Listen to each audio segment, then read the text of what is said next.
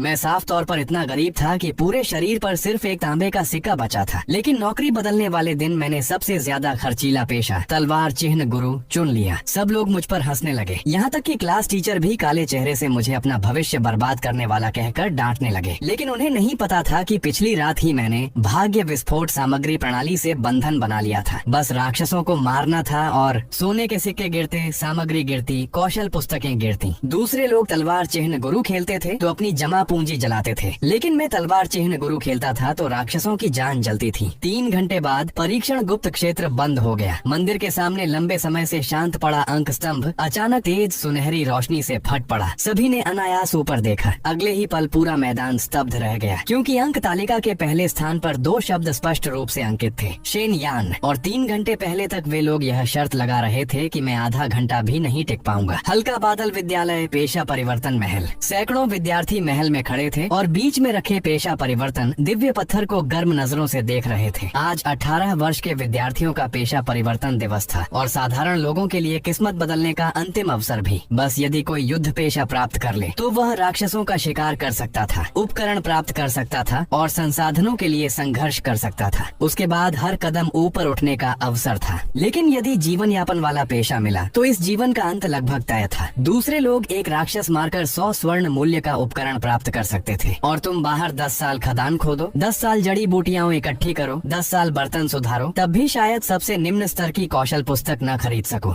युद्ध पेशे वाले लोग मांस खाते थे, जीवन पेशे वाले लोग सूप पीते थे और साधारण लोगों के पास तो कटोरा भी नहीं था। मैं शेन यान वही व्यक्ति था जिसके पास कटोरा भी लगभग नहीं बचा था। इसलिए सबको लगता था कि आज मुझे सबसे अधिक प्रार्थना किसी स्थिर जीवन पेशे के लिए करनी चाहिए। कम से कम जीवित तो रहूंगा। लेकिन उन्हें नहीं पता था कि जिस क्षण मैंने पेशा परिवर्तन महल में कदम रखा था, मेरी इच्छा सिर्फ जीवित रहने की नहीं थी, मैं पलटवार चाहता था। अगला शेन यान महल एकदम शांत हो गया। फिर फुसफुसाहटें शुरू हुई। उसकी बारी आ गई। हमारे विद्यालय का सबसे गरीब लड़का, सुना है कल भी वह पुस्तकालय में नकल लिख रहा था। पूरे दिन में सिर्फ 15 तांबे के सिक्के मिले। 15 तांबे के सिक्के, उससे तो एक कटोरी पतला चावल का दलिया भी नहीं मिलेगा। उस जैसे परिवार वाले को खनिक बनना चाहिए, कम से कम पेट भर जाएगा। मैंने नीचे देखा, फीके पड़े कपड़े, बाहों पर पैबंद, जूतों के तले लगभग घिस चुके थे। पूरे शरीर पर सबसे मूल्यवान वस्तु सिर्फ मेरी हथेली में रखा वह एक तांबे का सिक्का था। वही पेशा परिवर्तन दिव्य पत्थर को सक्रिय करने का शुल्क था और वही पिछले आधे महीने की मेरी सारी बचत थी। उसे बचाने के लिए मैंने 15 दिन तक पुस्तकालय में नकल लिखी। 3 बार उंगलियां छिल गईं। कल रात आधी रात तक भूखा रहा, लेकिन एक कटोरी दलिया भी खरीदने की हिम्मत नहीं की। मैं दिव्य पत्थर के सामने पहुंचा और तांबे का सिक्का उसमें रख दिया। रोशनी, दिव्य पत्थर चमक उठा। मेरी आंखों के सामने कई पेशों के विकल्प प्रकट हुए। जीवन पेशे, खनिक, जड़ी बूटी संग्राहक, औषधि किसान, मरम्मतकार, कसाई। साधारण युद्ध पेशे, तलवारबाज, धनुर्धर, ढाल योद्धा, जादूगर। विशेष पेशा, तलवार चिन्ह गुरु। जैसे ही तलवार चिन्ह गुरु शब्द प्रकट हुए, पूरे महल में हलचल मच गई। विशेष पेशा, उसे विशेष पेशा मिल गया। किस्मत तो अच्छी है, लेकिन गलत घर में पैदा हुआ। अगर शेन यान के पास पैसा होता तो तलवार चिन्ह गुरु सचमुच दिव्य पेशा था, लेकिन उसके पास पैसा है, वह तो खाना भी नहीं खा सकता। तलवार चिन्ह गुरु को तलवार चाहिए, चिन्ह प्लेट चाहिए, आध्यात्मिक रेत चाहिए। कौन सी चीज मुफ्त है? वह इन्हें कैसे पालेगा? अपनी जान से। एक शिक्षक ने गंभीर स्वर में कहा, शेन यान, इस पेशे को मत छूना। तलवार चिन्ह गुरु खराब नहीं है, लेकिन बहुत महंगा है। यदि तुमने इसे चुना तो शुरुआती चरण में एक पूर्ण तलवार चिन्ह भी नहीं बना पाओगे। तलवार चिन्ह गुरु शक्तिशाली है, लेकिन शर्त यह है कि तुम तलवारों का खर्च उठा सको, चिन्ह प्लेट खरीद सको और आध्यात्मिक रेत जला सको। संसाधन न होने पर तलवार चिन्ह गुरु साधारण तलवारबाज से भी कमजोर होता है। मैं तुम्हें नीचा नहीं दिखा रहा, मुझे डर है कि तुम अपना एकमात्र अवसर नष्ट कर दोगे। वह पूरे महल के उन कुछ लोगों में से था जिन्होंने कभी मेरा मजाक नहीं उड़ाया। मैंने यह बात याद रखी, लेकिन मेरा हाथ फिर भी तलवार चिन्ह गुरु वाले विकल्प पर जा गिरा। पास से एक व्यंग्य भरी हंसी आई। शेन यान, सचमुच चुनने की हिम्मत है तुम्हारी? बोलने वाला झो लिन था, धनी झो परिवार का युवा स्वामी। अभी अभी उसने दुर्लभ पेशा तूफानी तलवार गुरु प्राप्त किया था। सब लोग उसे युवा स्वामी झो कहकर घेर रहे थे। वह हाथ बांधकर मुझे ऐसे देख रहा था जैसे नाले में पड़े किसी कीड़े को देख रहा हो। तुम जानते हो सबसे निम्न स्तर की लोहे की तलवार कितने की आती है? एक आध्यात्मिक रेत की कीमत जानते हो? अगर चिन्ह प्लेट टूट जाए तो उसकी मरम्मत में कितना खर्च आता है? क्या तुम्हें लगता है कि पेड़ की टहनी से भी तलवार चिन्ह बनाया जा सकता है? युवा स्वामी झो सही कह रहे हैं। शेन यान बाद में पहाड़ से टहनियाँ काटकर लकड़ी की तलवार चिन्ह बनाएगा। गरीब आदमी को गरीब आदमी जैसा रहना चाहिए। विशेष पेशे का सपना क्यों देखता है? मैंने झो लिन की ओर देखा और क्रोधित नहीं हुआ, क्योंकि मैं पहले से ही उस पल की प्रतीक्षा कर रहा था था जब वह हंस नहीं पाएगा। क्या विशेष पेशा तलवार चिन्ह गुरु चुनना निश्चित है? एक बार चयन करने के बाद बदला नहीं जा सकता। मैंने मन ही मन कहा, पुष्टि धम्म। पेशा परिवर्तन दिव्य पत्थर से चांदी जैसी रोशनी फूट पड़ी। वह रोशनी मेरे शरीर पर उतरी। महल के ऊपर 4 बड़े अक्षर धीरे धीरे उभरे, पेशा परिवर्तन सफल, पेशा तलवार चिन्ह गुरु। पूरा मैदान स्तब्ध रह गया। फिर पहले से भी अधिक जोरदार हंसी गूंज उठी। वह सचमुच चुन बैठा। उसकी जिंदगी खत्म हो गई। अच्छा भला साधारण तलवारबाज नहीं चुना और खुद को मौत के गड्ढे में धकेल दिया।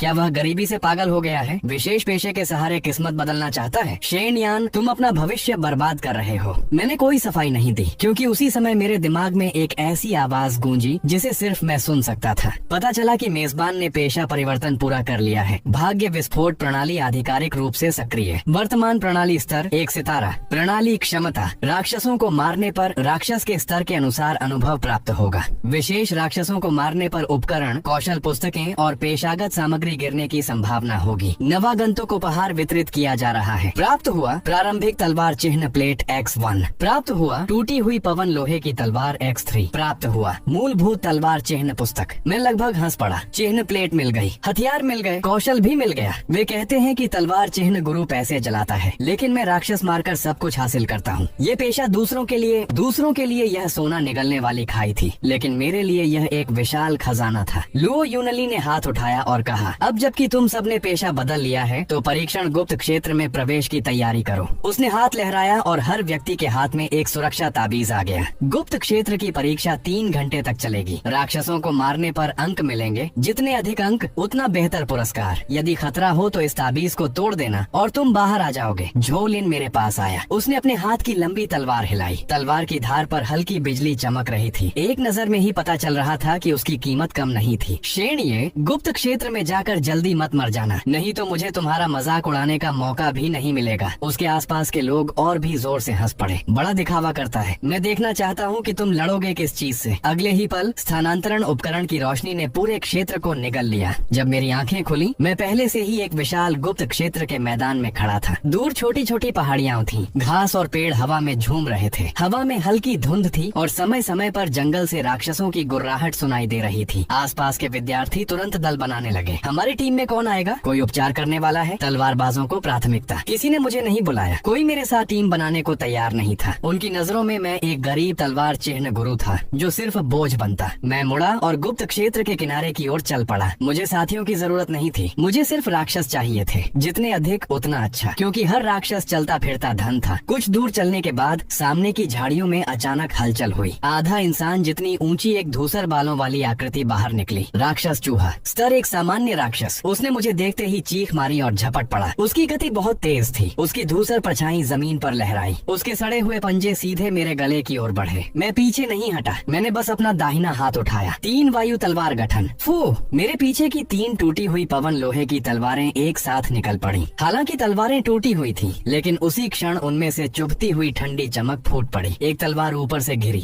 एक उसकी गर्दन के पास पहुंची और अंतिम तलवार सीधे उसके हृदय की दिशा में बढ़ी। 3 दिशाओं से बने गठन ने राक्षस चूहे को जकड़ लिया। उसे खतरे का एहसास हुआ। वह चीखता हुआ पीछे मुड़कर भागना चाहता था, लेकिन मेरी आंखों में ठंडी चमक उभरी। फू! तीनों टूटी हुई पवन तलवारें एक साथ तेज हो गईं। 3 दिशाओं से खींची हुई धनुष की तरह वे राक्षस के शरीर को चीरती हुई निकल गईं। पहली तलवार ने सिर को रोक दिया, दूसरी ने रीढ़ काट दी, तीसरी ने सीधे हृदय भेद दिया। धप! राक्षस चूहा हवा में ही 3 तलवारों से टंगा रह गया। उसका शरीर बुरी तरह कांपा। अगले ही पल तलवार की ऊर्जा फट पड़ी। उसका पूरा शरीर धूसर प्रकाश में बदलकर गायब हो गया। एक सामान्य राक्षस चूहा मारा गया। 10 स्वर्ण सिक्के प्राप्त हुए। मेरी आंखें चमक उठी। सचमुच कुछ गिरा था, लेकिन वे सिक्के जमीन पर नहीं गिरे। वे सीधे प्रणाली के भंडार में चले गए। इसका मतलब था मेरे अलावा किसी को नहीं पता चल सकता था कि एक साधारण राक्षस चूहा मुझे 10 स्वर्ण सिक्के दे गया। मैं पूरे दिन नकल लिखकर सिर्फ 15 तांबे के सिक्के कमाता था, और अब एक सबसे कमजोर राक्षस सीधे 10 स्वर्ण सिक्के दे रहा था। मैंने अपने हाथ के गठन को देखा और मुस्कुरा उठा। यह कहाँ राक्षस था? यह तो मेरी पहली कमाई थी। शोर से आकर्षित होकर एक और राक्षस चूहा बाहर निकला। मैंने सिर उठाया। आओ, सब आ जाओ, आज कोई भी नहीं बचेगा। आधे घंटे बाद आसपास के सभी राक्षस चूहे मेरे हाथों मर चुके थे। मेरा स्तर बढ़कर 2 हो गया। मानसिक शक्ति -3, शारीरिक शक्ति +1, स्वतंत्र गुण अंक प्राप्त हुए। मैंने दोनों अंक मानसिक शक्ति में जोड़ दिए। तलवार चिन्ह गुरु मानसिक शक्ति पर निर्भर करता था। जितनी अधिक मानसिक शक्ति, उतनी अधिक तलवारों को नियंत्रित किया जा सकता था, और तलवार गठन भी उतना ही शक्तिशाली होता। गुण जोड़ने के बाद तीनों दोनों टूटी हुई पवन तलवारें पहले से अधिक आज्ञाकारी हो गईं। जब मैं आगे राक्षस खोजने जा रहा था तभी दूर से चीख सुनाई दी। मैंने सिर उठाया। कुछ विद्यार्थी बुरी हालत में भागते हुए आ रहे थे। उनके पीछे एक बैल जितना बड़ा काला विशाल चूहा था। उसके सिर पर लोहे जैसे धूसर रंग का एक सींग था। उसके पंजों के नीचे घास दबकर टूट रही थी। मेरी आंखें चमक उठी। तीसरे स्तर का अभिजात राक्षस, 150 स्वर्ण सिक्के और सामग्री गिरने की संभावना भी। ये खतरा नहीं था, ये तो चलता फिरता धन था। वे लोग तेजी से भाग रहे थे, लेकिन उनमें से एक लड़की के पैर पर घाव था। उसकी गति धीमी पड़ गई। वह घबराकर अपनी कमर पर लटके सुरक्षा ताबीज को टटोलने लगी, लेकिन वह गायब था। लोहे पैर वाला चूहा उसके पीछे पहुंच चुका था। लड़की का चेहरा सफेद पड़ गया। नहीं, मैंने हाथ लहराया। 3 टूटी हुई पवन तलवारें हवा को चीरती हुई निकली। धड़ाम! तीनों तलवारें लड़की के सामने जा ढांसी। तलवार गठन तुरंत बन गया। लोहे पैर वाला चूहा उसमें घुस गया, लेकिन तलवार की रोशनी उसके शरीर पर बस कुछ चिंगारियां ही निकाल सकी। मैंने भौहें चढ़ाई। अभिजात राक्षस सचमुच मजबूत है। लोहे पैर वाले चूहे ने दर्द से चीखते हुए मेरी ओर देखा। अगले ही पल उसने लड़की को छोड़ दिया और मेरी ओर दौड़ पड़ा। लड़की घबराकर चिल्लाई, सावधान! मैं पीछे नहीं हटा। मैंने अपनी मानसिक शक्ति गठन में भर दी। तीनों तलवारें एक साथ कांपी। 3 रंगों की तलवार रोशनी एक होकर ठंडी चमक में बदल गई। जैसे ही लोहे पैर वाला चूहा मेरे सामने पहुंचा, मैं उसके सींग से बचते हुए एक तरफ हट गया और हाथ उठाकर चिल्लाया, काटो!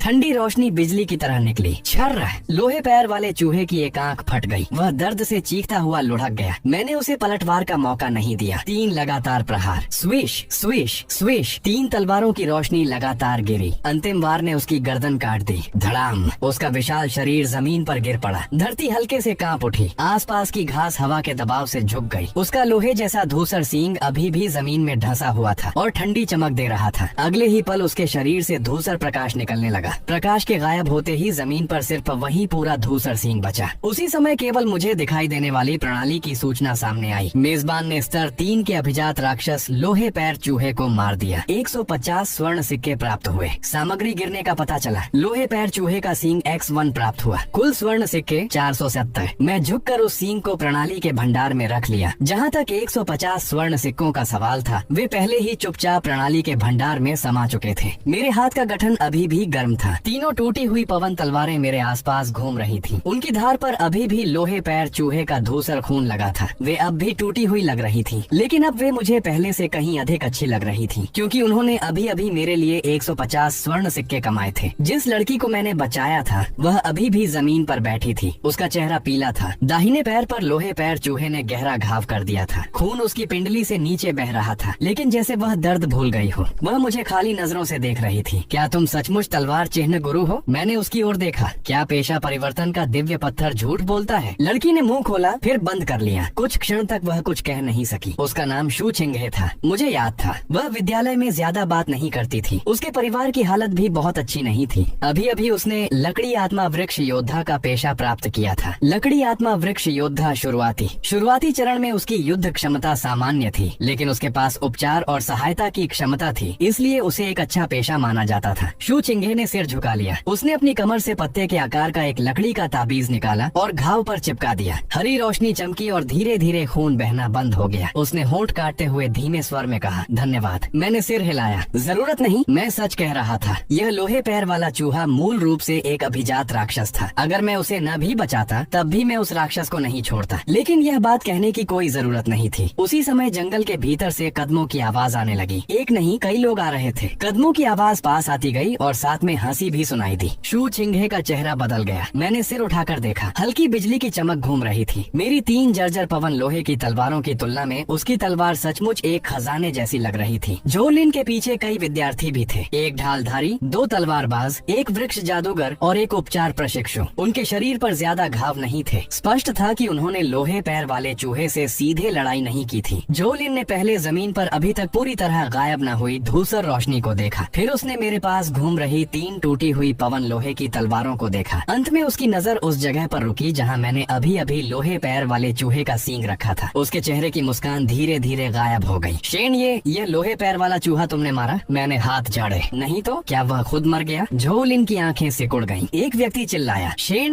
तुम युवा स्वामी झो से ऐसे बात करते हो? मैंने उसकी ओर देखा। उसका नाम याद नहीं रखा और रखने की जरूरत भी नहीं थी। झोलिन ने हाथ उठाकर उसे रोक दिया। वह तुरंत नाराज नहीं हुई, बल्कि मुस्कुराई, लेकिन उसकी मुस्कान ठंडी थी। शेन, इस लोहे पैर वाले चूहे को हमने पहले खोजा था। तुमने तो बस तैयार चीज का फायदा उठा लिया। ऐसा करते हैं इस बार के अंक तुम्हें मिल सकते हैं, लेकिन लोहे पैर वाले चूहे का सींग मुझे दे दो। शू छिंघे का चेहरा बदल गया। वह तुरंत बोली, झोलिन झूठ मत बोलो, अभी तो लोहे पैर वाला चूहा हमारा पीछा कर रहा था। अगर शेन ये ने मदद न की होती तो मैं मर चुकी होती। राक्षस भी शेन ये ने अकेले मारा है, इससे तुम्हारा क्या संबंध? झोलिन के चेहरे की मुस्कान गायब हो गई। उसने ठंडी नजर से शू छिंघे की ओर देखा। क्या मैंने तुमसे पूछा था? शू छिंघे की सांस रुक गई। झोलिन के साथ आया ढालधारी एक कदम आगे बढ़ा। धम, उसकी भारी ढाल जमीन पर गिरी। धरती हल्के से कांप उठी। चारों ओर की घास दब गई। धमकी का अर्थ बहुत स्पष्ट था। शू छिंघे की उंगलियां कस गईं। उसका चेहरा पीला पड़ गया। वह घायल थी। अगर संघर्ष होता तो वह केवल मेरे लिए बोझ बनती, इसलिए उसने कुछ नहीं कहा। लेकिन झोलिन की ओर देखते हुए उसकी आंखों में गुस्सा साफ दिखाई दे रहा था। मैंने झोलिन को देखा और अचानक मुस्कुरा दिया। झोलिन, क्या तुम्हें लगता है कि सिर्फ तुम्हारे मुंह खोल देने से दूसरों की चीजें तुम्हारी हो जाती हैं? शेन ये, मैं तुम्हें मौका दे रही हूँ। एक गरीब आदमी ने संयोग से एक अभिजात राक्षस मार दिया और अब उसे लगता है कि उसकी किस्मत बदल जाएगी। लोहे पैर वाले चूहे का सींग तुम्हारे हाथों में बेकार है, मुझे दे दो, मैं तुम्हारे ऊपर एक एहसान भी कर दूंगी। मैं लगभग हंस पड़ा। इस युवा स्वामी की चमड़ी तो लोहे पैर वाले चूहे से भी मोटी थी। मैंने शांत स्वर में कहा, दफा हो जाओ। हवा एकदम शांत हो गई। झोलिन के पीछे खड़े लोगों की आंखें बदल गईं। उनमें से एक तलवारबाज ने सीधे तलवार निकाल ली। शेन ये, ज्यादा मत उछलो। लेकिन इस बार झोलिन नहीं हंसी, वह बस मुझे देखती रही। उसकी आंखें पूरी तरह ठंडी हो गईं। शेन ये, क्या तुम भूल गए हो कि मेरा पेशा क्या है? उसने धीरे धीरे अपनी कमर से तलवार निकाली। छन्न, बिजली की रेखाओं वाली तलवार बाहर आई। नीली सफेद बिजली उसकी धार पर नाच रही थी। यहाँ तक कि आसपास की घास और पेड़ भी उस ठंडी रोशनी में चमक उठे। बिजली रेखा तलवार निम्न स्तर का उपकरण। अतिरिक्त गुण, सूक्ष्म बिजली विशेषता सर्त्रीन। प्रणाली की सूचना मेरी आंखों के सामने प्रकट हुई। मेरी आंखें हल्की चमकी। अच्छी चीज, कम से कम मेरी 3 टूटी हुई पवन तलवारों से कहीं बेहतर। झोलिन ने देखा कि मैं उसकी तलवार को घूर रहा हूँ। उसे लगा मैं डर गया हूँ। उसके होंठ ऊपर उठे। देखा, इसे तलवार कहते हैं। तुम्हारे पास जो 3 टूटे लोहे के टुकड़े हैं उन्हें नहीं। आसपास के लोग भी हंसने लगे। युवा स्वामी जो की यह बिजली रेखा तलवार कम से कम 300 स्वर्ण सिक्कों की है। 300, क्या तुम खरीद सकते हो? शेन ये की 3 टूटे तलवारें मिलकर भी 3 चांदी के सिक्कों की नहीं होंगी। तलवार चिन्ह गुरु के पास अच्छी तलवार न हो तो वह कचरा है। मैंने कोई जवाब नहीं दिया,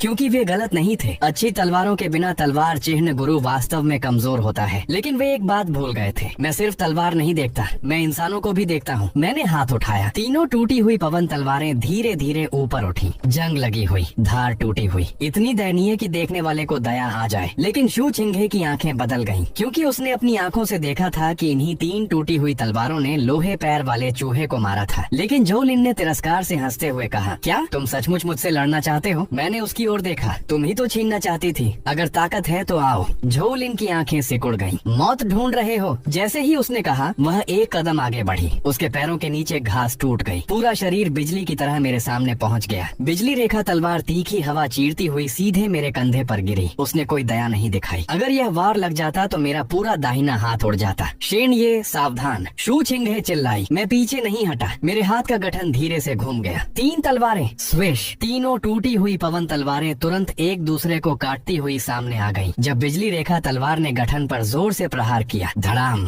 नीली सफेद बिजली चारों ओर फैल गई। तीनों पवन तलवारें जोर से कांप उठी। उनमें से एक पर एक नई दरार भी पड़ गई। लेकिन झोलिन का यह वार रुक गया। आसपास की हंसी अचानक बंद हो गई। वह तलवारबाज जो अभी मजाक उड़ा रहा था, उसकी आंखें फैल गईं। रुक गया। वे 3 टूटी तलवारें युवा स्वामी झो के बिजली प्रहार को रोक गईं। झोलिन का चेहरा भी बदल गया। लेकिन जल्द ही उसने ठंडी हंसी हंसी। एक बार रोक लिया तो क्या दूसरा भी रोक लोगे? उसकी आंखें चमक उठी। बिजली रेखा तलवार की रोशनी और तेज हो गई। बिजली प्रहार, स्विश। लेकिन उसी क्षण तीनों टूटी हुई पवन तलवारें अचानक अलग हो गईं। वे अब रक्षा नहीं कर रही थीं, बल्कि झोलिन के आसपास 3 दिशाओं में जा धंसी। तलवारों की रोशनी ने एक त्रिकोण बना दिया। झोलिन आगे बढ़ना चाहती थी, लेकिन अचानक उसके कदम धीमे पड़ गए, जैसे कोई अदृश्य शक्ति उसे रोक रही हो। और मुझे इसी क्षण की प्रतीक्षा थी। 3 तलवारें, घूमो। तीनों टूटी हुई पवन तलवारें एक साथ घूमने लगी। 3 दिशाओं से तलवारों की रोशनी झोलिन की ओर गिरी। कलाई, घुटना, कंधा, सभी उसकी रक्षा के कमजोर स्थान थे। झोलिन का चेहरा बदल गया। वह जल्दी से तलवार घुमाकर बचाव करने लगी। चिंगारियां उड़ी। बिजली की रोशनी बिखर गई। उसकी बिजली रेखा तलवार वास्तव में मेरी पवन तलवारों से अधिक शक्तिशाली थी। हर टकराव में मेरी तलवारें कांप उठती थीं। लेकिन समस्या यह थी, मेरे पास 3 तलवारें थीं और उसके पास सिर्फ एक। वह सामने से बच सकती थी, लेकिन बगल से नहीं। बगल से बचती तो उसकी पीठ खुल जाती। सिर्फ 10 से अधिक सांसों के समय में ही झोलिन की आस्तीन तलवार की रोशनी से कट चुकी थी। उसकी आस्तीन फट गई और कंधे पर भी एक रक्त रेखा उभर आई।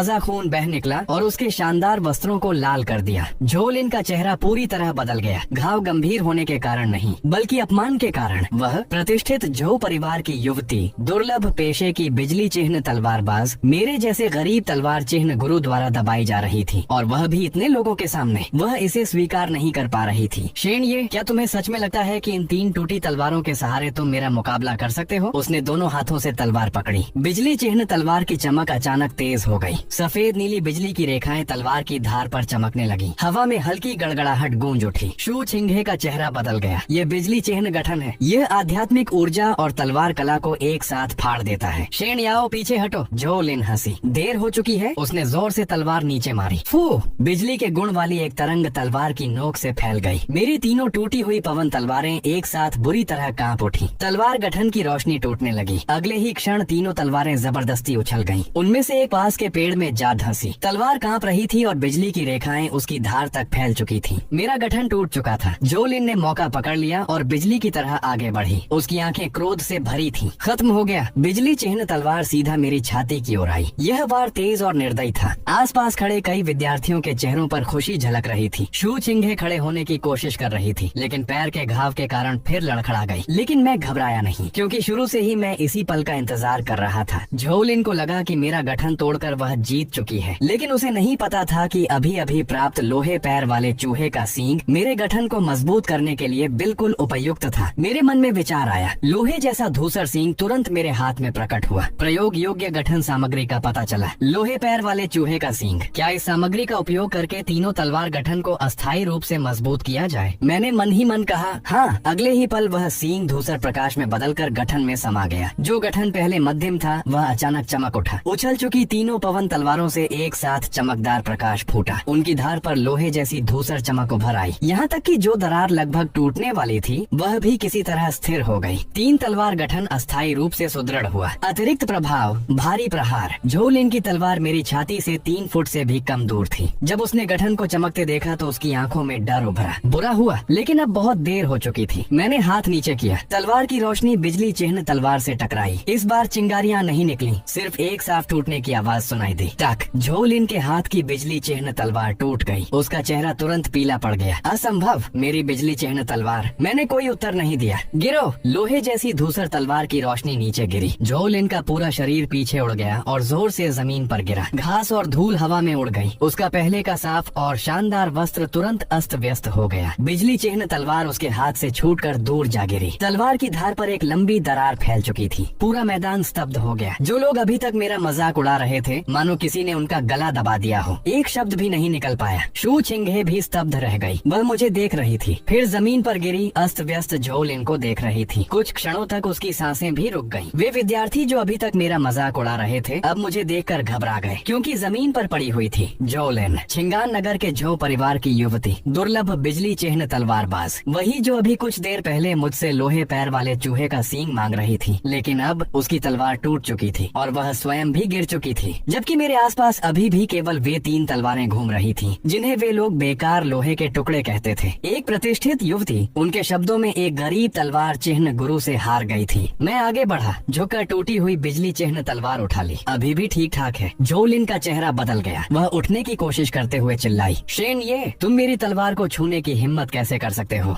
मैंने उसकी ओर देखा। अभी तो तुम मेरा सामान छीनना चाहती थी, अब मैं थोड़ा ब्याज ले रहा हूँ। ये हमारे झो परिवार की चीज है। अगर तुमने इसे लिया तो झो परिवार तुम्हें नहीं छोड़ेगा। मैंने शांत स्वर में कहा, झोलिन, यह परीक्षण गुप्त क्षेत्र है। नियम साफ लिखे हैं। जो लड़ाई में जीतेगा वही सब ले जाएगा। अगर तुम मुझसे छीन नहीं सकी तो सामान खोने के लिए खुद को दोष दो। झोलिन का चेहरा लाल पड़ गया। वह कुछ कहना चाहती थी, लेकिन इतने लोग देख रहे थे। पहले वही मेरा लोहे पैर वाले चूहे का सींग छीनना चाहती थी। पहला बार भी उसी ने किया था। अब हारने के बाद अगर वह झो परिवार का नाम लेती तो केवल और अपमानित होती। मैंने उसकी ओर देखना भी छोड़ दिया और गुप्त क्षेत्र के भीतर की ओर चल पड़ा। शू छिंघे अपने घायल पैर के साथ पीछे पीछे आई। उसने मेरे हाथ में टूटी बिजली चिन्ह तलवार की ओर देखा। धीरे से बोली, शेन, ये क्या तुम सच में उसकी तलवार रख लोगे? क्या उसे वापस नहीं करोगे? नहीं, मुझे बस लगता है कि वह यह बात आसानी से नहीं भूलेगी। मैं मुस्कुराया। वह भूले या नहीं, यह उसका मामला है। मैं अपनी युद्ध लूट लूं या नहीं, यह मेरा मामला है। शू छिंघे कुछ क्षणों के लिए चुप रह गई, फिर हल्के से सिर हिलाया। कुछ दूर जाने के बाद यह सुनिश्चित करके कि झोलिन और उसके लोग पीछे नहीं आ रहे थे, मैं एक पेड़ के नीचे रुक गया। मैंने हाथ में टूटी हुई बिजली चिह्न तलवार को देखा। अगले ही पल प्रणाली की सूचना सामने आई। विघटित किए जाने योग्य उपकरण का पता चला। क्षतिग्रस्त बिजली चिह्न तलवार, विघटन के बाद प्राप्त होगा 100 स्वर्ण सिक्के। बिजली चिह्न लोहा X2। मेरी आंखें चमक उठी। ऐसी भी अच्छी बात होती है। मैं तो बस थोड़ा ब्याज वसूलना चाहता था, लेकिन जोलिन की तलवार से भी स्वर्ण सिक्के मिल सकते थे। मैंने मन ही मन कहा, विघटित करो। विघटन सफल। 100 स्वर्ण सिक्के प्राप्त हुए। टूटी हुई बिजली चिह्न तलवार मेरे हाथ में प्रकाश कणों में बदल गई। अंत में केवल अंगूठे के आकार की 2 धूसर धातु की टिकियां बची। उनकी सतह पर हल्की बिजली की रेखाएं चमक रही थीं। यह तो मेरी 5 तलवारों को मजबूत करने के लिए बिल्कुल सही है। शू चिंघे मेरे पास खड़ी थी। जब उसने बिजली चिह्न तलवार को अचानक गायब होते देखा तो उसकी आंखें फैल गईं। यह, मैंने शांत स्वर में कहा, बहुत ज्यादा टूट चुकी थी। हाँ, शू चिंघे को स्पष्ट रूप से विश्वास नहीं हुआ, लेकिन वह समझदार थी। उसने और सवाल नहीं पूछे। उसी समय जंगल की गहराई से धीमी गुर्राहट सुनाई दी। आवाज बहुत तेज नहीं थी, लेकिन ऐसा लग रहा था जैसे कोई गले को दबाकर गुर्रा रहा हो। वह लोहे पैर वाले चूहे से भी अधिक डरावनी थी। मैंने सिर उठाया। दूर पेड़ों की छाया हिल रही थी। घास की पत्तियां एक एक करके दबती जा रही थीं। धूसर काले साए जमीन से चिपक कर धीरे धीरे आगे बढ़ रहे थे। उनका आकार भेड़ियों जैसा था, लेकिन वे उनसे कई गुना पतले थे। चारों पैर लंबे थे, जोड़ बाहर की ओर मुड़े हुए थे। उनकी आंखों में हरी चमक थी। सबसे डरावनी बात थी उनके आगे के पंजे। हर पंजा आधा फुट लंबा था और वे एक नहीं थे, कम से कम 7 या 8 थे। शू चिंघे का चेहरा बदल गया। पंजा दानवों का झुंड। ये राक्षस बहुत तेज होते हैं। इनके पंजों में जहर होता है। अगर एक बार खरोंच लग जाए तो जहर घाव के साथ ऊर्जा मार्गों में फैल जाता है। हमें इनके आसपास से निकल जाना चाहिए। लेकिन मैं उन लगातार पास आते राक्षसों को देख रहा था और मेरी आंखें और अधिक चमक रही थीं। तीसरे स्तर के सामान्य राक्षस, 1 के 30 स्वर्ण सिक्के, 8 होंगे 240 स्वर्ण सिक्के। दूसरों के लिए यह एक राक्षसी झुंड था, लेकिन मेरे लिए ये तो स्वर्ण सिक्के थे जो खुद कतार लगाकर मेरे पास चले आ रहे थे। मैं पीछे नहीं हटा। इसके बजाय मैंने तीनों टूटी हुई पवन तलवारें निकाल ली। फिर मैंने अभी अभी बिजली चिह्न तलवार को विघटित करके प्राप्त किए गए 2 बिजली चिह्न लोहे के टुकड़ों को अपनी हथेली में पकड़ लिया। तुरंत प्रणाली की सूचना गूंज उठी। मजबूत करने योग्य सामग्री का पता चला। बिजली चिह्न लोहा X2। क्या बिजली चिह्न लोहा X2 खर्च करके 2 टूटी हुई पवन तलवारों को मजबूत किया जाए? मैंने बिना किसी झिझक के मन ही मन कहा, हाँ। अगले ही पल 2 बिजली चिह्न लोहे के टुकड़े नीले धूसर प्रकाश में बदलकर 2 तलवारों में समा गए। टन! तलवारों ने हल्की ध्वनि की। पहले जंग और दरारों से भरी हुई तलवारों की धार धीरे धीरे अपनी काली परत खोने लगी। दरारों को बिजली चिह्न लोहे ने भर दिया। तलवारों की धार पर 2 पतली नीली बिजली की रेखाएं उभर आईं। हालांकि वे अभी भी वास्तविक उत्कृष्ट तलवारें नहीं थीं, लेकिन उनकी स्थिति पहले की टूटी फूटी अवस्था से कहीं अधिक शक्तिशाली हो चुकी थी। सुदृढ़ीकरण सफल। टूटी हुई अवशिष्ट बिजली लोहे की तलवार X2।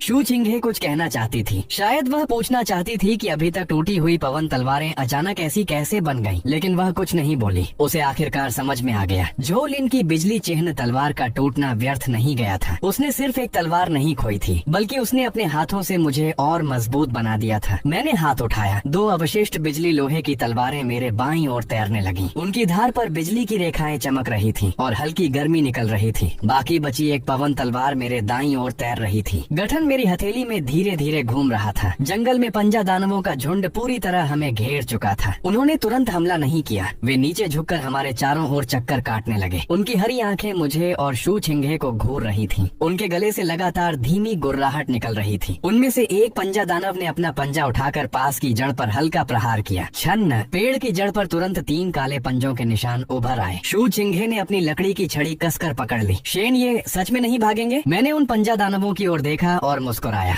भागूं? पैसा खुद चलकर सामने आ गया है, फिर क्यों भागूं? जैसे ही मेरी बात समाप्त हुई, सबसे आगे वाले पंजा दानव ने शरीर नीचे झुकाया। उसके पिछले पैर जोर से जमीन पर पड़े। पूरी आकृति तीर की तरह निकल पड़ी। उसके पंजों ने हवा को चीरते हुए सीधे मेरे गले की ओर हमला किया। मैंने एक कदम आगे बढ़ाया। तीनों तलवारें एक साथ गूंज उठी। 3 प्रतिभा तलवार गठन। फू! 2 अवशिष्ट बिजली लोहे की तलवारें सबसे पहले हवा को चीरती हुई निकली। उनकी धार पर नीली बिजली चमकी। अगले ही पल तलवारों की रोशनी सीधे पंजा दानव के जहरीले पंजों की ओर चली गई। उसी समय छिंगलान अकादमी के बाहर पेशा परिवर्तन महल में एक विशाल परीक्षण अंक तालिका हवा में तैर रही थी। पहले स्थान पर जोलिन का नाम था। पहला स्थान जोलिन, अंक 990। दूसरा स्थान झाओ युआन, अंक 130। तीसरा स्थान चेन युए, अंक 110। और मैं अभी कुछ समय पहले तक शीर्ष 10 में भी नहीं था, लेकिन इसी क्षण अंक तालिका अचानक कांपी। मेरा नाम पागलों की तरह ऊपर चढ़ने लगा। 9वां स्थान शेन यान, अंक 140। 5वां स्थान शेन यान, अंक 230। दूसरा स्थान स्थान शेन यान अंक 380। अगले ही क्षण तालिका फिर बदली। पहला स्थान शेन यान अंक 510। पूरा पेशा परिवर्तन महल एकदम शांत हो गया। सभी ने सिर उठाकर देखा। लुओ यूनली भी अपनी जगह पर जम गया। एक गुरु चौंक कर बोला, शेन यान, उसके अंक इतनी तेजी से कैसे बढ़ रहे हैं? उसकी बात खत्म होते ही अंक तालिका फिर बदली। पहला स्थान शेन यान अंक 570। दूसरा स्थान जोलिन अंक 990। तीसरा स्थान झाओलिन अंक 130। इस क्षण पूरा महल पूरी तरह शांत था। कोई कुछ नहीं बोल रहा था, कोई हंस भी नहीं रहा था। सभी की नजर पहले स्थान पर लिखे उस नाम पर थी, शेन यान। 3 घंटे पहले वे कह रहे थे कि मैं खत्म हो गया हूँ। कह रहे थे कि एक गरीब आदमी तलवार चिन्ह गुरु बनने योग्य नहीं। कह रहे थे कि मैं गुप्त क्षेत्र में आधे घंटे से अधिक जीवित नहीं रहूंगा। लेकिन अब मैं पहले स्थान पर था, जोलिन दूसरे स्थान पर था और मेरे अंक उससे 3 गुना अधिक थे। छिनले खड़ी थी। उसका चेहरा कभी पीला कभी सफेद पड़ रहा था। उसका अपना भविष्य नष्ट कर रहे हो वाला वाक्य जैसे अभी भी महल में गूंज रहा था। लेकिन अंक तालिका पर लिखा नाम किसी भी उत्तर से अधिक प्रभावी था। लुओ यूनली की आंखें हल्की कांपी। वह पहले स्थान के नाम को देखते हुए धीरे से बोला, शेन यान, तुम गुप्त क्षेत्र में आखिर कर क्या रहे हो? परीक्षण गुप्त क्षेत्र में। पहले पंजा दानव की चीख निकलने से पहले ही मैंने हाथ उठा दिया। 2 अवशिष्ट बिजली तलवारें भीतर घूम रही थीं। उनकी धार पर बिजली की रेखाएं हल्की चमक रही थीं और भनभनाहट कर रही थीं। अंतिम पवन तलवार सामने तैर रही थी। तीनों तलवारें त्रिकोण बनाकर खड़ी थीं। गठन मेरी हथेली में तेजी से घूम रहा था। हरी आंखों वाला पंजा दानव मुझे घूर रहा था। वह झाड़ियों से बाहर निकलते ही अपने पीछे की पत्तियों को काटता हुआ आया। कुछ गिरी हुई पत्तियां जमीन पर पहुंचने से पहले ही काली पड़कर मुड़ गईं। शू चिंघे का चेहरा सफेद पड़ गया। शेन ये सावधान, पंजा दानव का जहर घाव से ऊर्जा मार्गों में घुस जाता है। मैंने सिर हिलाया। अगले ही पल पंजा दानव नीचे झुका और जमीन से चिपककर मेरी ओर झपटा। मैं पीछे नहीं हटा। मेरी हथेली में गठन घूम गया। 3 प्रतिभाएं, फू,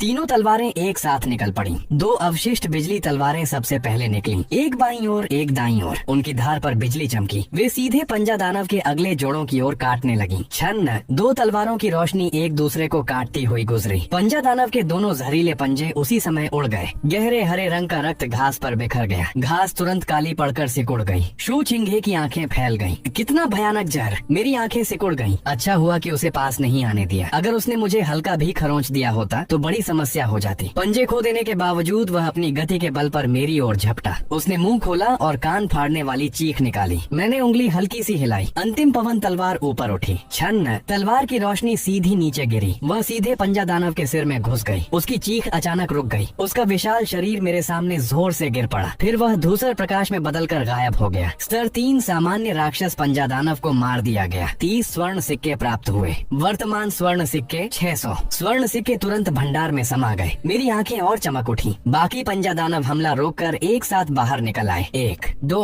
3 पूरे 7। वे चारों पैरों पर घास और पत्थरों के बीच बिजली की गति से दौड़ रहे थे। उनके पंजे जमीन को खुरचते हुए तीखी आवाजें निकाल रहे थे। बहुत ज्यादा है। मैं बाईं ओर की 2 को रोकती हूँ। शू चिंघे ने अपनी लकड़ी की छड़ी उठाई। हरी रोशनी चमकी। 2 बेलें जमीन से निकलकर बाईं ओर के 2 पंजा दानवों की ओर बढ़ी। लेकिन वह घायल थी। उसकी आध्यात्मिक शक्ति स्पष्ट रूप से अस्थिर थी। बेलें बस एक पल के लिए उन्हें बांध पाईं और अगले ही पल पंजा दानवों ने उन्हें चीर डाला। शू चिंघे कराह उठी। उसका चेहरा और सफेद पड़ गया। मैंने पीछे मुड़कर भी नहीं देखा। मेरे पीछे रहो, उन्हें तुम्हें छूने मत देना। लेकिन तुम अकेले। मैंने उसकी बात बीच में काट दी। मैं अकेला ही काफी हूँ। जैसे ही मेरे शब्द समाप्त हुए 7 पंजा दानव एक साथ झपट पड़े। चारों ओर की घास हवा के दबाव से झुक गई। उनके पंजों ने हवा में गहरे हरे रंग की रेखाएं खींच दी। मैं आधा कदम पीछे हटा। गठन स्थिर रहा। 3 प्रतिभा चक्र गठन। स्तर 3 सामान्य राक्षस पंजा दानव को मार दिया गया। अनुभव +30। स्तर 3 सामान्य राक्षस पंजा दानव को मार दिया गया। अनुभव +30। स्तर 3 सामान्य राक्षस पंजा दानव को मार दिया गया। अनुभव +30। प्रणाली की सूचनाएं लगातार सामने आ रही थी। मैंने उन पर ध्यान नहीं दिया। मेरे कदम घास पर हल्के हल्के सरक रहे थे। पंजा दानवों की गति बहुत तेज थी, लेकिन वे मेरे गठन को नहीं तोड़ सकते थे। तीनों तलवारें 3 प्रकाश धाराओं की तरह जंगल में लगातार घूम रही थीं। हर बार जब वे चमकती, एक पंजा दानव गिर जाता। आखिरी पंजा दानव को समझ आ गया कि वह जीत नहीं सकता। वह मुड़कर भागना चाहता था, लेकिन उसका शरीर अचानक जम गया और अगले ही पल वह जमीन पर गिर पड़ा। स्तर 3 सामान्य राक्षस पंजा दानव को मार दिया गया। अनुभव +30। वर्तमान अनुभव 810। बाकी 7 पंजा दानव पूरी तरह समाप्त हो गए। चारों ओर की वनस्पति अस्त व्यस्त हो गई थी। कई चट्टानों पर अभी भी उनके पंजों के निशान बने हुए थे। हवा में हल्की आध्यात्मिक शक्ति की तरंगें बाकी थीं। शू चिंघे मेरे पीछे खड़ी थी। उसकी लकड़ी की छड़ी अब भी उसके हाथ में थी, लेकिन वह बहुत देर तक हिली तक नहीं। शेन यान, क्या तुम सच में अभी अभी पेशा बदल कर आए हो? मैंने तीनों तलवारें वापस बुला ली और शांत स्वर में कहा, तुम भी तो हो? शू चिंगे चुप हो गई। हाँ, वह भी अभी अभी पेशा बदल कर आई थी, लेकिन वह 2 पंजा दानवों को भी नियंत्रित नहीं कर पाई थी और मैं अकेले पूरे झुंड को खत्म कर चुका था। दोनों नए पेशे वाले थे, लेकिन अंतर इतना बड़ा था कि वह कुछ समय तक कुछ बोल ही नहीं पाई। उसी समय मेरे शरीर में अचानक गर्माहट उठी। मैंने बिना झिझक अपने सभी गुण अंक मानसिक शक्ति में जोड़ दिए। मानसिक शक्ति बढ़ने के बाद मुझे स्पष्ट महसूस हुआ कि गठन और तीनों तलवारों के बीच संबंध और मजबूत हो गया है। पहले 3 तलवारों को नियंत्रित करना ऐसा लगता था जैसे बीच में एक पतली परत हो। अब वह परत गायब हो चुकी थी। 2 अवशिष्ट बिजली लोहे की तलवारें मेरे आसपास हल्के से कांप रही थी, मानो उनमें आत्मा आ गई हो। शू चिंगे मुझे देख रही थी। उसकी आंखें जटिल भावों से भरी थी। तुम फिर मजबूत हो गए? मैंने सिर हिलाया। उसने मुंह खोला, लेकिन अंत में सिर्फ इतना ही कह सकी, बहुत तेज। मैंने कोई जवाब नहीं दिया, क्योंकि मेरा ध्यान पहले ही प्रणाली बाजार पर जा चुका था। तीसरे स्तर पर पहुंचने के बाद बाजार में नई चीजें खुल गई थी। एक सितारा प्रणाली बाजार, प्रारंभिक लोहे की तलवार 50 स्वर्ण सिक्के, निम्न स्तर की लोहे की आध्यात्मिक रेत 100 स्वर्ण सिक्के, साधारण गठन उपकरण 200 स्वर्ण सिक्के, निम्न स्तर का तलवार गठन कोर 500 स्वर्ण सिक्के, यादृच्छिक कौशल अवशेष 1000 स्वर्ण सिक्के। मैं इन वस्तुओं को देखकर गहरी सांस लेने लगा। तलवार चिन्ह गुरु को सबसे अधिक किस चीज की आवश्यकता होती है? धन। लेकिन अब एक चक्र बन चुका था। राक्षस मारो, धन पाओ, तलवार खरीदो, और भी मजबूत गठन बनाओ, फिर और शक्तिशाली राक्षसों को मारो। मैं जितना मारूंगा उतना ही अमीर होता जाऊंगा और उतना ही शक्तिशाली भी। मैंने सीधे 2 प्रारंभिक लोहे की तलवारें खरीदी और एक निम्न स्तर की लोहे की आध्यात्मिक रेत भी खरीदी। 2 नई तलवारें मेरे हाथ में प्रकट हुई। हालांकि वे उच्च स्तर की नहीं थी, लेकिन वे टूटी हुई पवन तलवारों से कहीं बेहतर थी। मैंने दोनों प्रारंभिक तलवारों को प्रणाली भंडार में रख दिया और लोहे की आध्यात्मिक रेत भी सुरक्षित रख ली। अब मेरे पास कुल 5 उपयोग योग्य तलवारें थी। हालांकि मैं अभी पूरी तरह केवल 3 तलवारों को नियंत्रित कर सकता था, लेकिन 5 तलवारों के गठन की नींव तैयार हो चुकी थी। उसी समय दूर से भागते कदमों की आवाज आई। शू चिंगे ने भौहें सिकोड़ ली। कोई आ रहा है। पेड़ों की छाया हिली। कुछ विद्यार्थी घबराए हुए भागते हुए बाहर आए। जब उन्होंने चारों ओर बिखरे हुए पंजा दानवों के शव देखे तो उनके चेहरे बदल गए। यहाँ क्या हुआ? पंजा दानवों का झुंड कहाँ गया? अभी तो एक पूरा झुंड इसी दिशा में आया था। उनमें से एक ने मुझे पहचान लिया। उसकी आंखें फैल गईं। अरे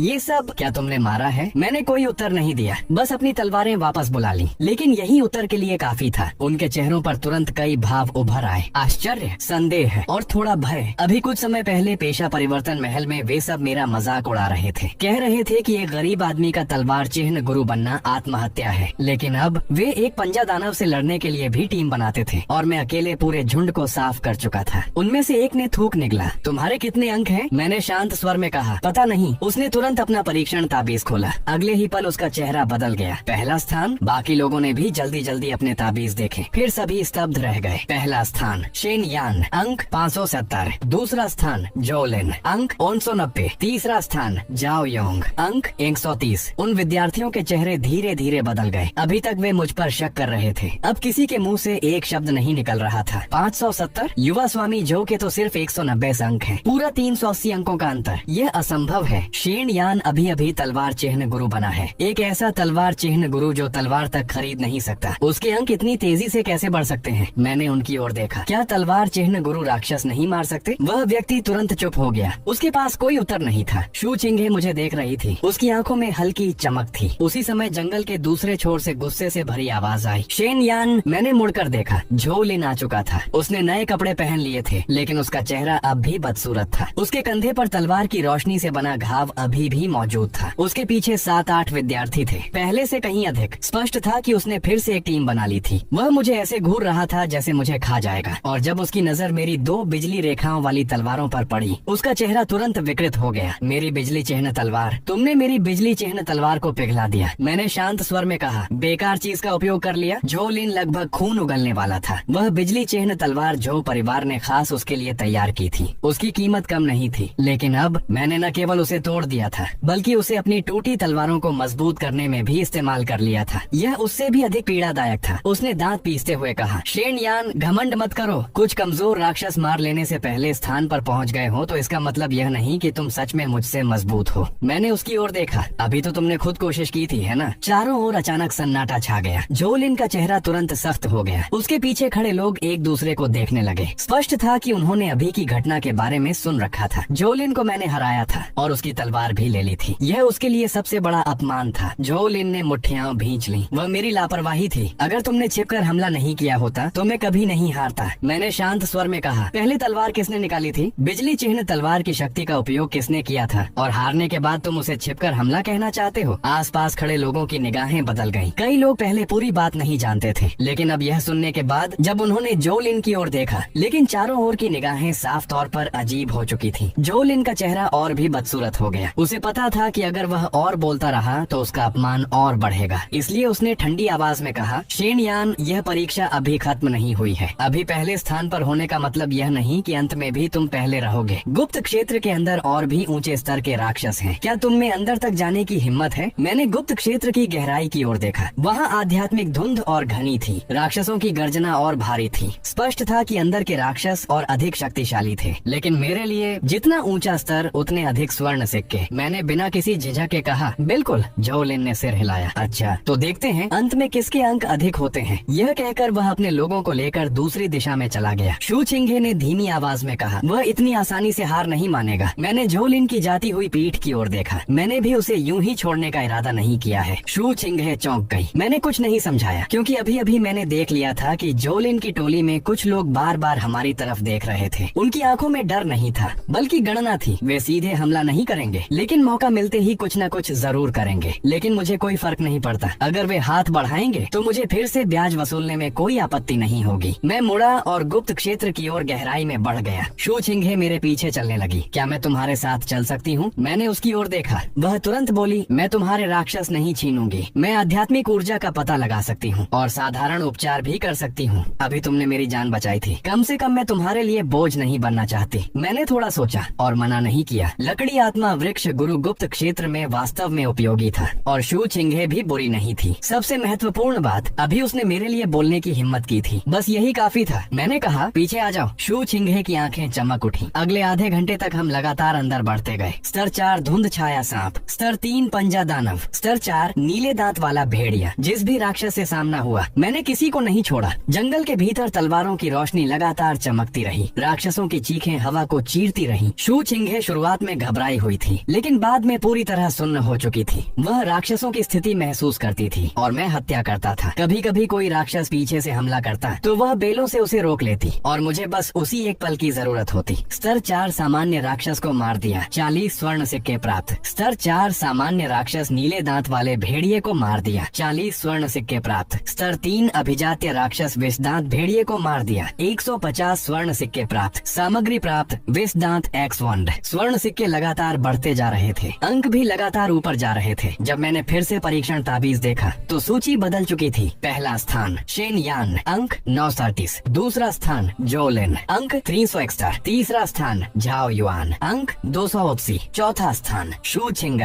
अंक 240। शू चिंगे सूची को देखती रह गई। वह लंबे समय तक स्तब्ध रही। मैं चौथे स्थान पर हूँ। पूरे रास्ते उसने मुश्किल से कोई राक्षस मारा था, लेकिन मेरी सहायता करने के कारण उसे सहायक अंक मिल रहे थे। मैंने शांत स्वर में कहा, आगे चलते रहो। पहले 3 स्थानों में पहुंचना भी असंभव नहीं है। हाँ, लेकिन उसी समय दूर से अचानक एक ऐसी गर्जना गूंजी जिसने धरती और आकाश को हिला दिया। धड़ाम! पूरा जंगल कांप उठा। आसमान में उड़ते पक्षी भयभीत होकर उड़ गए और आसपास के सभी राक्षसों की आवाजें उसी क्षण शांत हो गईं। शू चिंगे का चेहरा बदल गया। ये आवाज, यह कोई सामान्य राक्षस नहीं है। मैंने ऊपर देखा। गुप्त क्षेत्र की गहराई में घाटी की दिशा में एक विशाल काली आकृति धीरे धीरे खड़ी हो रही थी। उसका शरीर बहुत ऊंचा था। पीठ पर 2 विशाल पंखों जैसी संरचनाएं फैली हुई थी। अगले ही क्षण पूरा गुप्त क्षेत्र एक ठंडी सूचना से गूंज उठा। परीक्षण गुप्त क्षेत्र का प्रमुख राक्षस प्रकट हुआ। स्तर 5 प्रमुख राक्षस नील कमल टिड्डी राजा। जो इसे मारेगा उसे भारी मात्रा में अंक प्राप्त होंगे। एक पल में सभी विद्यार्थियों के परीक्षण ताबीज चमक उठे। गुप्त क्षेत्र के हर कोने से नजरें उसी दिशा में उठ गईं। शू चिंगे की सांसें तेज हो गईं। प्रमुख राक्षस, मैंने उस विशाल छाया को देखा। मेरी आंखें धीरे धीरे चमकने लगीं। स्तर 5 का प्रमुख, 500 अंक और संभवतः कौशल पुस्तिका तथा उपकरण भी। यह कोई राक्षस नहीं था, यह तो चलता फिरता खजाना था। उसी समय दूर से झोलिन की उत्साहित आवाज गूंजी, सब लोग सुनो, नील कमल टिड्डी राजा मेरा है। जो भी मेरे साथ मिलकर इस प्रमुख को गिराएगा, परीक्षा खत्म होने के बाद हर व्यक्ति को 50 स्वर्ण सिक्के मिलेंगे। 50 स्वर्ण सिक्कों का नाम सुनते ही कई विद्यार्थियों की आंखें चमक उठी। जल्द ही चारों ओर तेज कदमों की आवाजें सुनाई देने लगी। बड़ी संख्या में विद्यार्थी जोलिन की ओर इकट्ठे होने लगे। शू चिंगे ने मेरी ओर देखा। हम क्या करें? मैंने तुरंत जवाब नहीं दिया। मैं केवल उस दिशा को देखता रहा जहाँ नीलकमल टिड्डी राजा था। पत्थर, बड़े वृक्ष और एक प्राकृतिक गड्ढा, वह स्थान गठन बिछाने के लिए अत्यंत उपयुक्त था। मैं मुस्कुराया। उसे पहले लड़ने दो। क्यों? मैंने अभी खरीदी गई 2 प्रारंभिक लोहे की तलवारें निकाली, फिर निम्न स्तर की आध्यात्मिक रेत की थैली निकाली, क्योंकि कोई मेरे लिए प्रमुख राक्षस की ताकत जांचने को तैयार है। इतना अच्छा मौका मैं क्यों छोड़ूं? शू चिंघे ने मेरे हाथ की तलवारों और आध्यात्मिक रेत को देखा और अचानक सब समझ गई। इसके बाद हम नीलकमल टिड्डी राजा की दिशा में बढ़ने लगे और दूर झोलिन पहले ही 10 से अधिक विद्यार्थियों को लेकर घाटी में घुस चुका था। प्रमुख राक्षस के प्रकट होते ही पूरा परीक्षण गुप्त क्षेत्र बदल गया। पहले इधर उधर घूमने वाले सामान्य राक्षस जैसे किसी शक्ति से दब गए हों, वे सभी जंगल की गहराइयों में छिप गए। हवा भारी हो गई, पैरों के नीचे घास बिना हवा के हिलने लगी। घाटी के मध्य नीलकमल टिड्डी राजा धीरे धीरे बाहर निकला। उसकी ऊंचाई लगभग 3 झांग थी। पूरा शरीर गहरे नीले काले रंग का था। पीठ पर मोटे लोहे जैसे कवच की परतें थीं। उसके आगे के दोनों पंजे मुड़ी हुई दरांतियों जैसे थे। उनकी धारें ठंडी चमक बिखेर रही थीं। हर बार जब वे नीचे गिरते, जमीन पर गहरी खाई बन जाती। उसकी संयुक्त आंखें नीले और लाल रंग से चमक रही थीं। सिर्फ उसकी निगाह महसूस करके ही सिर की त्वचा सुन्न हो जाती थी। नीलकमल टिड्डी राजा स्तर 5। स्थिति अभी उन्मत्त नहीं। शू चिंघे ने सिर्फ एक नजर डाली और उसका चेहरा सफेद पड़ गया। यह चीज ऐसा नहीं लगता कि यह नए लोगों के गुप्त क्षेत्र का राक्षस है। मैंने सिर हिलाया। वास्तव में शक्तिशाली है, लेकिन जितना शक्तिशाली होगा उतना ही बेहतर सामान गिराएगा। दूर झोलिन पहले ही लोगों को लेकर हमला कर चुका था। इस बार उसके पास बहुत लोग थे। पूरे 17-18 विद्यार्थी। 3